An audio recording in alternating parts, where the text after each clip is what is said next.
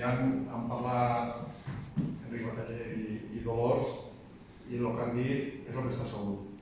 La realitat de la vida de les persones en el País Valencià és que en els anys de la transició clarament ha empitjorat.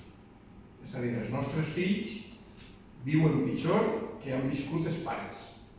I això és únic i exclusivament a causa de l'espoli econòmic que patim, no des de l'any 75, des de 1707. Però bueno, estem parlant ara en aquests moments i la realitat és que n'hi ha unes sangoneres en l'Estat que s'emporten els diners que tenim nosaltres. Això ens impedeix fer polítiques perquè la gent visca bé. És a dir, no podem viure bé perquè no tenim recursos. I això afecta a tots els aspectes de la nostra vida. Afecta a la sanitat, a la producció de les empreses perquè tenim unes infraestructures tercermundistes i fins a la setmana passada està pagant l'autopista. És a dir, era l'únic lloc de l'estat espanyol que n'hi havia que retratar-se cada volta que agafaves el cotxe. Aleshores, el que és evident també és que els partits del règim del 78 que han gestionat la transició mos han portat on estem.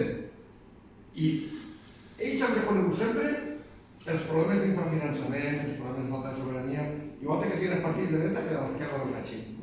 Ells ho diuen, estan dient tota la campanya, però són ells els responsables d'on estem. El País Valencià, bueno, entonces la región valenciana, quan se va morir Franco, era la tercera región d'Espanya, ho recordem tots. En estos moments la comunitat valenciana és la quinta per la cua. I això és producte de la gestió política que ha fet el règim del 78 dels nostres diners. I nosaltres el que diguem ja és deixar-se de tonteries perquè el que estan dient és el de sempre, és l'infrafinançament i el que reclamem és un estat per poder tindre nosaltres els nostres diners i poder anar ser propietaris de les nostres decisions. Que no se decideix a Madrid, tots els temes importants estan decidits a Madrid. I el que tenim que fer és decidir nosaltres. I això passa per la reclamació d'un estat valencià del benestar. Perquè serà de benestar perquè tindrem diners i no ens els emportaran.